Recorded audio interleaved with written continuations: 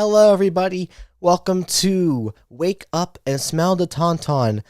Officially brought back, episode 1, brought to you by Tauntauns, because when you have to open them up for warmth, they smell terrible.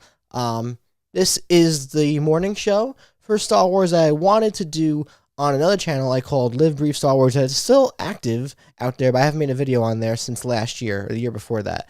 But since we're now doing a new podcast form on this channel, that I still have no title for the other show, I wanted to bring this back because I really like the title and I like the idea of a Star Wars podcast, weekly Star Wars podcast, and I could talk Star Wars all day long because I love Star Wars. And I want to talk about a couple things Star Wars this week.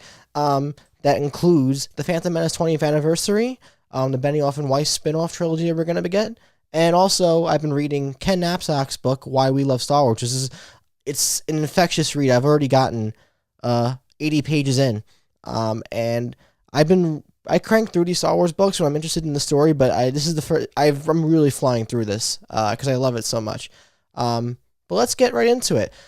First of all, thank you for tuning in if you're watching, and you can subscribe and ring the bell and all that jazz if you really like it that much.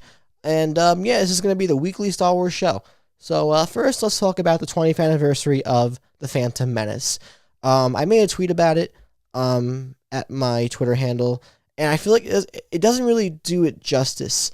Star Wars Explained made a 50-minute video. It was a collaboration with people talking about their favorite moment from the movie, or favorite moments from the movie, and I still think Phantom Menace it's not a good movie in my opinion. I've watched it quite a few times, and I've solidified that it's one of the worst movies in my rankings, but I think it has great moments. I think George Lucas, I appreciate and still kind of miss the idea of George Lucas directing a Star Wars movie, because the prequel movies were his last Star Wars movies, unless he does something down the line, which I think is highly unlikely.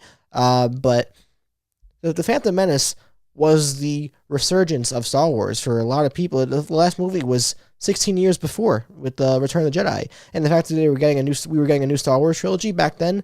I wasn't old enough back then to appreciate the idea of that, but I was excited to watch it in general because I dated myself here. I was 5 or 6, and I remember the exact seating, the exact theater, and the exact arrangement of where my father and I were when we watched the Phantom Menace in theaters. I'm so shocked that I went to see that with my dad. Given the fact that my parents weren't Star Wars fans, I don't remember a lot about my excitement of the movie, but I remember how apparent and how ubiquitous the movie and the marketing was.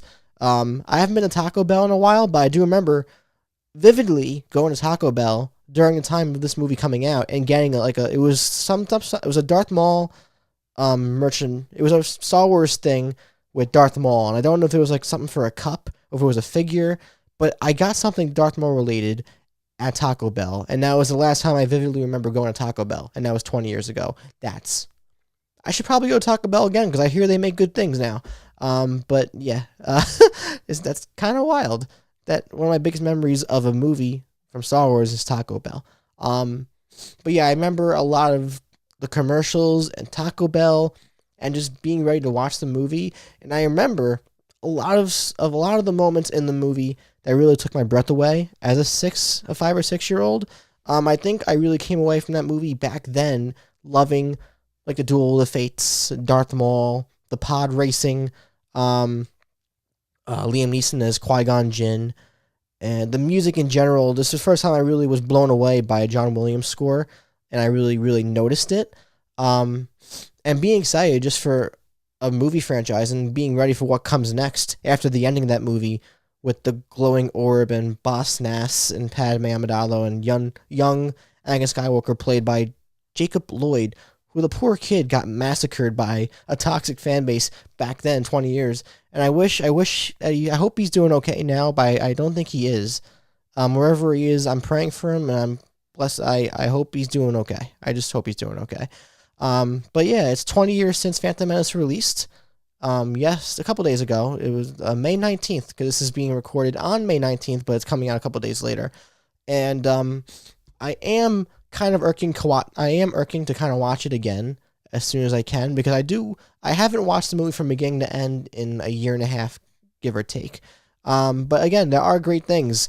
A lot of things that I mentioned before, I still come back to. The Duel of the Fates fight, the pod racing, Ian McDiarmid as Chancellor Palpatine before he became Chancellor, and he was rising up in political power in the Republic. Padme Amidala, you could say what you want about Natalie Portman, but I think the character has definitely risen since we've gotten the comics and the Clone Wars series and the books and all this new lore that came out about her really enhances the strength of that character. But it was cool. It's cool now looking back at a young Natalie Portman because she was really young back then. I forget. Apparently it was like her 38th birthday recently, and I was like, she's only 38. Like, holy shit. But she played a powerful role as Queen Amidala in that movie. Ahmed Best playing Jar Jar Binks has gotten a lot of resurgence lately, and a lot more appreciation as a character, and just the work he did back then. Because Lucasfilm, that movie came out in 1999. You wouldn't think that now. I think it was ahead of its time for special effects and just the way that worlds were created and these motion captured characters like Jar Jar Binks and Boss Nass, the Gungans in general, the world of Naboo. There's a lot of things. Coruscant, which is kind of like a play on Blade. It reminds me of Blade Runner because I think it purposely does have a Blade Runner feel to it. But there's so much going on in that movie that you could overlook for the criticisms of the story. But I think George Lucas does a great job of establishing like a period of time with these prequels and especially with this movie. I'm curious to see how Attack of the Clones is gonna be looked back on when its 20-year anniversary comes up in 2022. Because that movie, I have less redeeming qualities there. But I'll be happy to talk about it when that time comes. But I think Phantom Menace does have a lot to look back on, and I understand why some people really like it and consider it a top 5 Star Wars movie. I have a friend who I haven't talked to in a while, that I used to be best friends with, and it's one of his favorites. And back then I was like, you're crazy. But now that I'm an adult, I guess, adulting, and I can actually like piece together things. Like I get why he gravitated towards Phantom Menace as a movie in general. And there's a lot of things that you can understand. Again, I will never see that movie as a good movie, but I can see why people do like it. I do think, and the Anakin Skywalker story is one that I look back on more fondly with him and Smee Skywalker, his mother. I like that more. The pod racing sequence is one of the best things about this movie. The sound effects, I can still do. I play that in my head a lot. Not like at random, but when I think about Star Wars, I think about the prequel movies, I think about the pod racing sound effects because they're so ingrained in my mind. Especially that one I just did, the I could do that all day because I love it. I've been paying attention more to the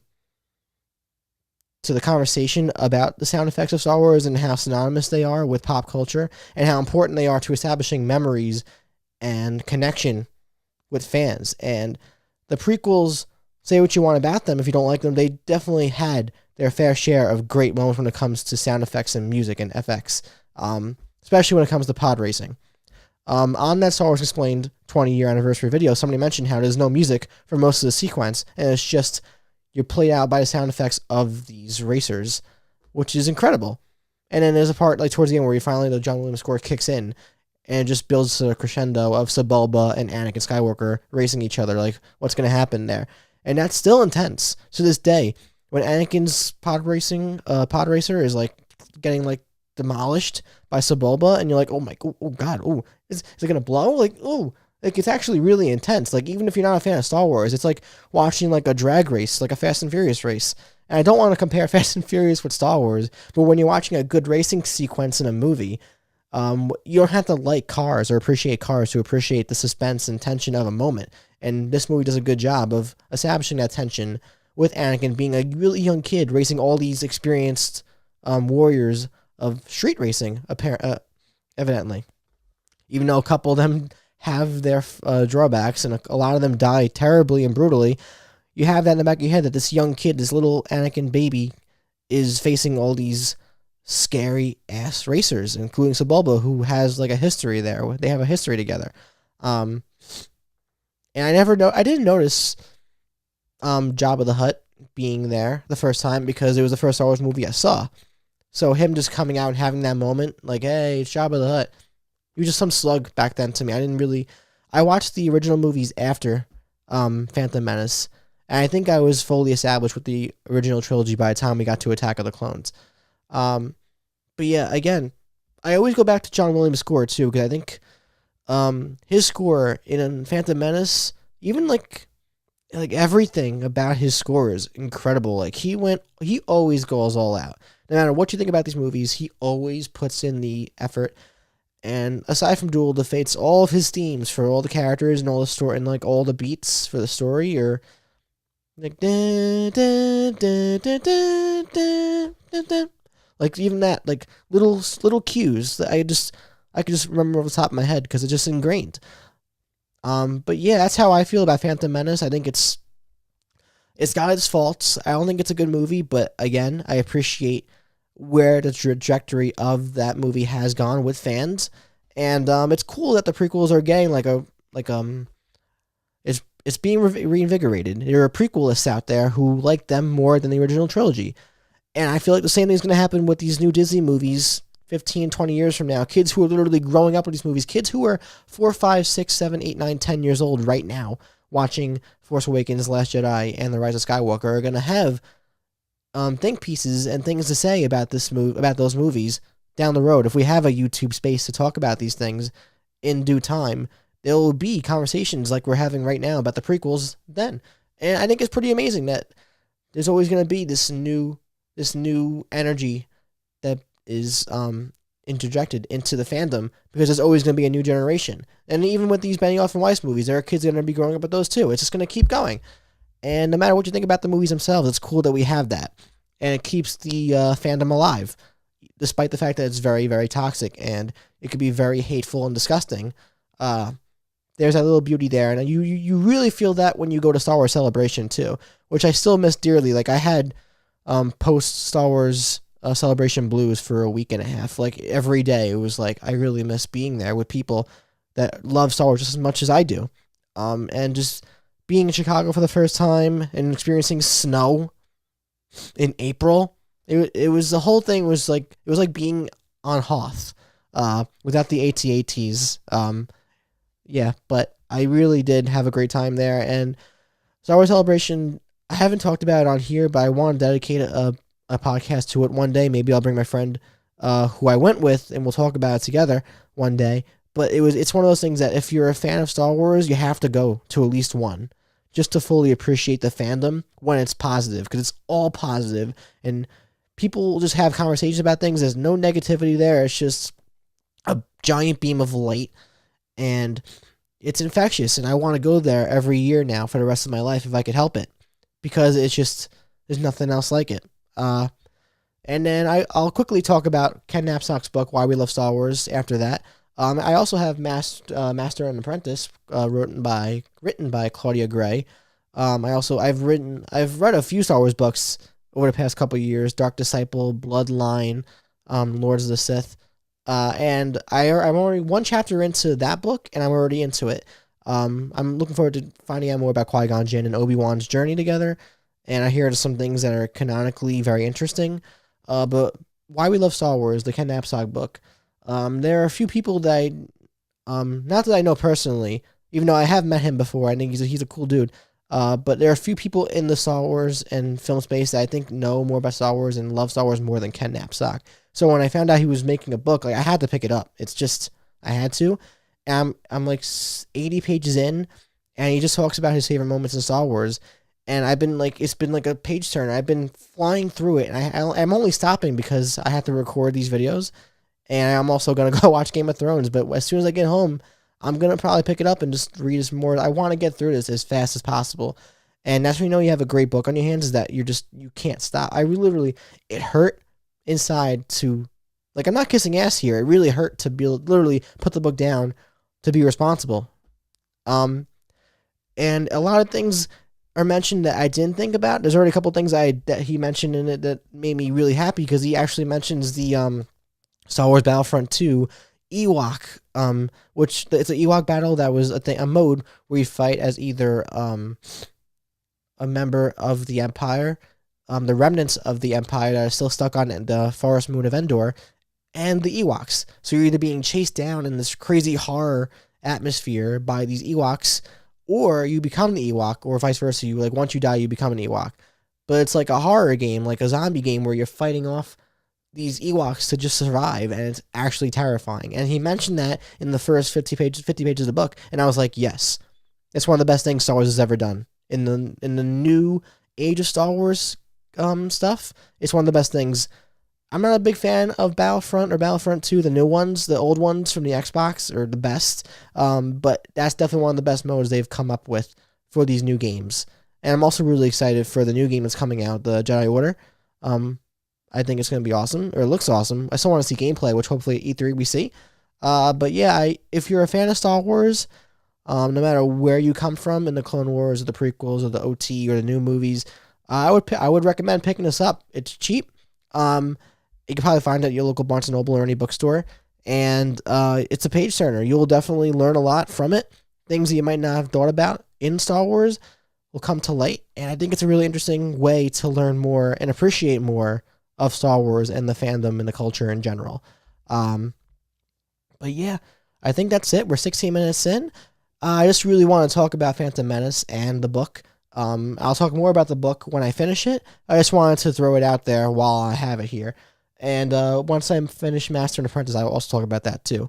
I'm hoping to do this weekly, but I feel like Star Wars news isn't always as plentiful and overt as regular movie news. So for the daily Monday show that I'm doing, it still doesn't have a title. But if I could make a video for this every Tuesday, I would love to. But what I want you guys to do is down below, if you want to comment, what do you want me to talk about? So if we can keep this going on a weekly thing, is there anything you want me to discuss in Star Wars? Do you want me to like do retrospectives on the other movies, or maybe talk about certain things that are happening in the comics or the books, or just in general? You want me to do a video on a podcast on Star Wars Celebration, like I just mentioned? Anything you want to hear me talk about Star Wars related for this show, let me know down below. So yeah, I hope you enjoyed watching. Thank you for tuning in. To my fellow Star Wars fans out there, may the Force be with you always. And this has been Wake Up and Smell the Tauntaun. Very, very good. I think I'm pretty happy with how this turned out, and I'm glad I got around to recording it. Thank you for watching and tuning in once again. I'm John Maffio, and I'll see you guys next time. Peace out.